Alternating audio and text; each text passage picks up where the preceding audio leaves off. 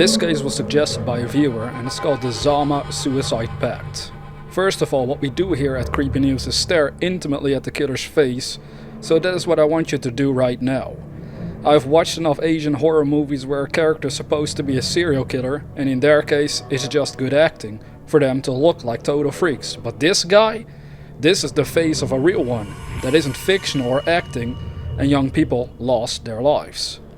It seems he would place advertisements online in order to find people who would be interested in committing suicide at his own home.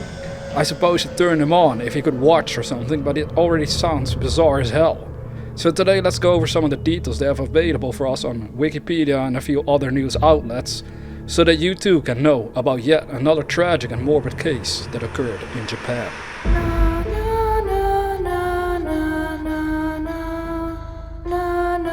An Australian news website wrote the following about the case. Police were called to an apartment in Zama, a quiet suburb in southwestern Tokyo, in the search for 23-year-old Aiko Tamura, who had been reported missing. Neighbors had noticed a foul smell coming from the apartment block but had not alerted authorities. Inside the flat, police found severed human remains stored in picnic coolers and covered with what appeared to be cat litter. Some of the dismembered parts were cut down to the bone and secreted in toolboxes. In all, officers uncovered 2 severed heads, arms and legs among a total of 240 bone parts. They also found a saw, which they believed was used to cut up the bodies.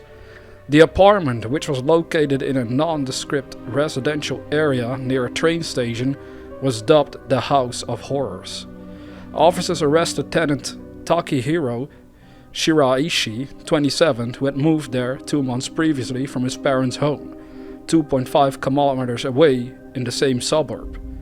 His father had allegedly contacted a local real estate agent saying, "I want my son to move in right away." His son to move in right away to do some crazy shit, that's for sure.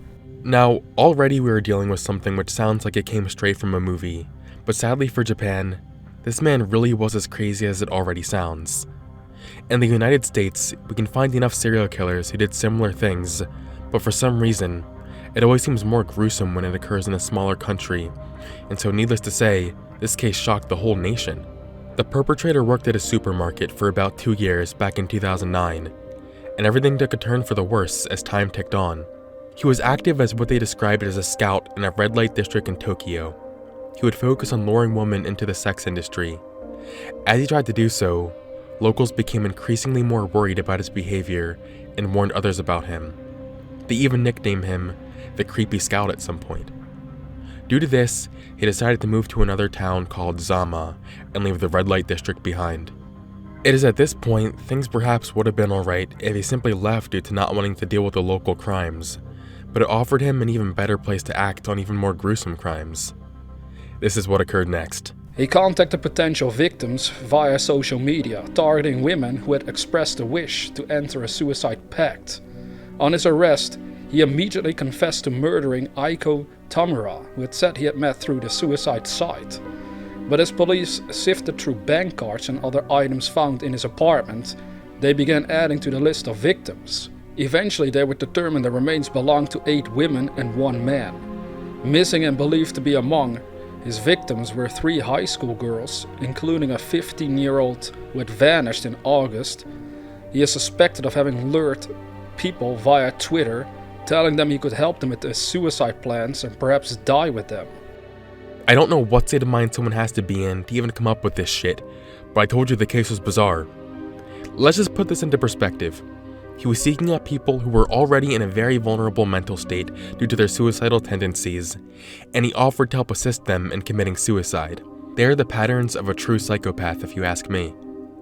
Total disregard for the victims in question, and only focused on the sick pleasure he got out of it. As you can see on the screen right now, we have the pictures of his known victims, and they all met a tragic end.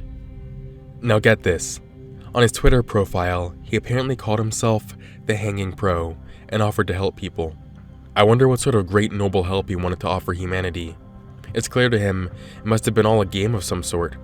His account had the following information. "I want to help people who are really in pain. Please DM me anytime." Sadly, some of the victims fell for this and contacted him, and he discovered they were more interested in talking to him about the pain they were in, instead of actually taking their own lives. This didn't stop him, however, and he decided to kill them anyway. When a victim would come over, he allegedly gave them a mixture of alcohol and/or sleeping pills. He would then violently strangle them until they fainted and afterward hang their bodies. Japanese media has reported that one woman who could have become his next victim heard a female groaning in the background during an October telephone conversation with him. He had given me two options. One was that he makes me unconscious by putting sleep drugs in my drink and then strangles me with a rope, the woman told the Fuji network. The other was that he strangles me with a rope from behind while I'm watching TV or something. If I had met with him, I may have been dismembered like other victims. I may be lucky, but I'm rather scared now. The perpetrator told police he had stolen thousands from his victims and also may have sexually assaulted some of them. Apparently, it took him 3 days to cut up his first victim, but he got better and faster at it after more practice on further victims. This is where shit really gets crazy. As they interviewed him, he had the following to say about his own actions. First of all, the victims were considered objects of desire, but that was not all the Japan's Times had to share about this case. Asked whether he murdered the 9 victims, he said yes. He explained that he committed the crimes to satisfy his greed for money and desire for sex. Asked how he feels now about the victims and their next of kin, he said, "I drew a line between people I love and care about and other people." He was evasive about those other people. There were no words of apology or remorse. He said he was shocked that he was arrested. When he thinks about his arrest, he cannot sleep at night, he said. He expressed regret over not turning off the 9th victim's mobile phone, since the weak signals led to his arrest. There are tons of things he should have done to avoid capture, including destroying evidence, he said. He also demanded money whenever details of the incidents were asked for, saying, "I will respond faithfully if I'm paid for my labor." He suggested a willingness to exchange letters or write a book, depending on how much money he can get. He spoke clearly throughout the interviews, often laughing and using gestures. Now there you go. That just gives us a true insight into the sick and twisted mentality of a person capable of murdering and dismembering other people. It is almost unbelievable how much of a victim he feels himself to be in this case, and also has the audacity for charging money in order to help aid in the investigation about things he himself did to others. All we can say, like always, is we hope the victims are resting in peace. And if I'm not mistaken, a case like this probably has only one outcome, the death penalty, unless they consider him insane and he gets locked up for life. Either way, I'm sure this man won't ever be allowed to walk freely within society, and at least it helped put a stop to the killing spree of a twisted individual. I also wanted to give a quick thank you to ScareTheater for narrating parts of this video. You can check out his channel in the description box below. Now if you're new to this channel, consider subscribing to receive new creepy cases and other unsolved cases on a regular basis.